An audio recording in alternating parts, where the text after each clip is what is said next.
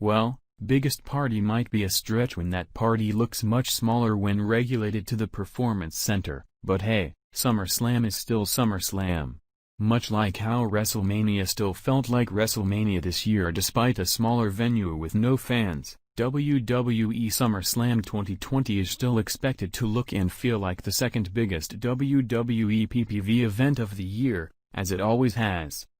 It especially will feel big if packed with a card filled with marquee matchups, which seems likely judging by the events that took place during last Sunday's Backlash and even last night's Monday Night Raw episode. The ingredients are coming together for a monumental show, and judging by the past few days' worth of storylines, here's what the card could look like. Seth Rollins, Austin Theory and Buddy Murphy vs. Rey Mysterio, Aleister Black, and Dominic. Okay, now this is a real prediction that could actually happen. Pay off to a feud that's been happening since the night after Money in the Bank. Gets Rollins the opportunity to steal the show, gives Mysterio the chance to team up with his son before he retires, and an opportunity for all of the young guns to get a spotlight. Asuka vs. Charlotte Flair, Raw Women's Championship. Last Sunday, Asuka successfully defended her Raw Women's Championship against Nia Jax and did it again the following night on Raw. Granted, both wins came under questionable circumstances, first a count out, then a referee's fast count, so it seems as though the feud will continue into Extreme Rules. Whenever the rivalry is over, Asuka still has Charlotte Flair to deal with in her rearview mirror. Flair beat Asuka in back-to-back weeks, again, in questionable circumstances, count-out, then with help from Asuka, but a win over the champ is a win over the champ, which puts Flair next in line for a title shot. Andrade vs. Angel Garza, special guest referee, Zelina Vega.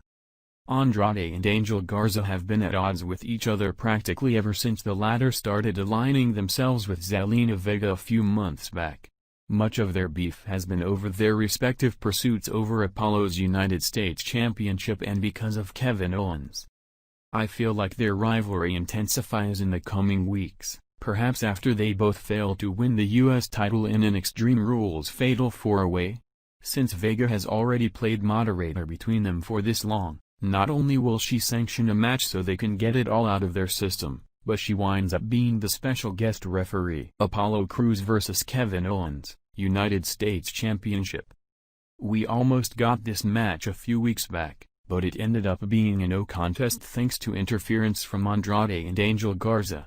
The way that ending was booked gave me the impression that WWE thinks an Owens vs. Crews match with a proper finish needs to be saved for a PPV. What better PPV than SummerSlam? The story's already there. KO reintroduced Apollo Crews to WWE TV after his injury, and there was some minor animosity heading into their aforementioned US title match.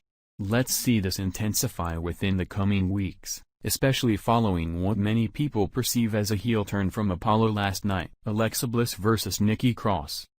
After having 2 reigns with the Women's Tag Team Championship and failing to win them back last Sunday at Backlash, I cannot for the life of me figure out where Bliss and Cross as a tag team can go from here.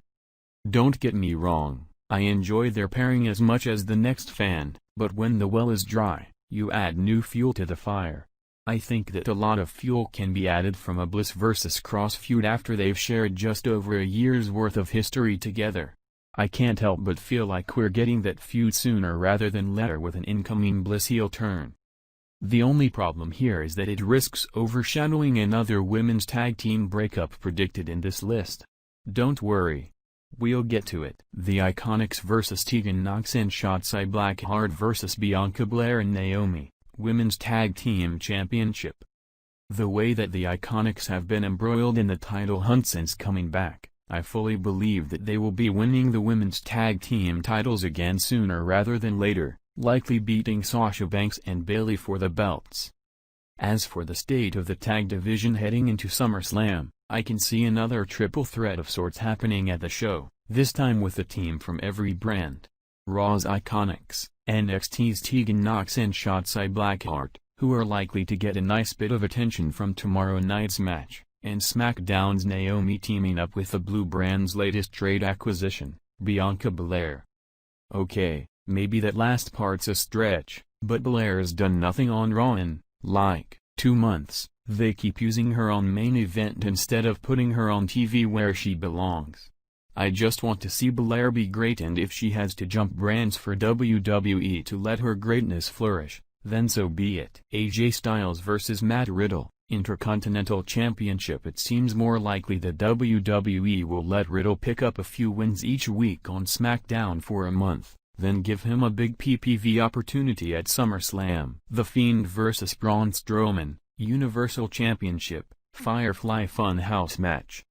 So as of this writing, it's been announced that Bray Wyatt will be making his return to SmackDown this Friday. I predict that Wyatt will reveal that The Fiend will pick up the pieces where he failed at Money in the Bank, setting up a rematch versus Strowman at Extreme Rules, where The Fiend wins. I'm guessing Strowman somehow earned himself a rematch at SummerSlam, but not just any rematch. It winds up being a much-anticipated sequel to WrestleMania's Firefly Funhouse match. This time, instead of John Cena, it'll be Braun Strowman entering the wacky world of the Funhouse. What will happen? If it's anything like that Mania match, then someone will die of fun. Bayley vs Sasha Banks, SmackDown Women's Championship. The seeds have been planting for a feud ever since they reunited as a duo last fall, and they continue to plant every week. More recently, more seeds setting up a rivalry were planted as recently as last night's Raw, when Bayley watched her best friend get punched in the face, on the former's birthday, no less, and not only did nothing, but accepted a title match on Banks' behalf. And let's not forget that Sasha dubbed herself the leader at one point. This has to be coming to a breaking point, and for as long as not only WWE have been teasing this storyline, but for how long we as fans have been waiting for these two to have a proper main roster feud, I can't see how the company can postpone this feud from happening any longer beyond SummerSlam. It's SummerSlam or bust at this point. I'm way too optimistic for my own good, so I'll remain confident that we are getting Banks vs Bayley at SummerSlam.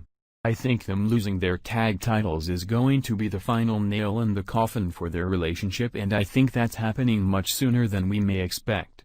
Edify is an online coaching institute with qualified faculty members. Our wide stream covers computer programming from basic to advanced. Our goal is to empower the youth to fulfill their dreams. In this emerging world of technology, we bring an advanced and smart way of learning. You do not need to be technical at the very beginning. We would train you step by step and assure your improvement. Our courses start for freshers and corporate employees too. Come and join us for the best. Hope you like our video. If you like the video, please press the like button and subscribe our channel for more videos.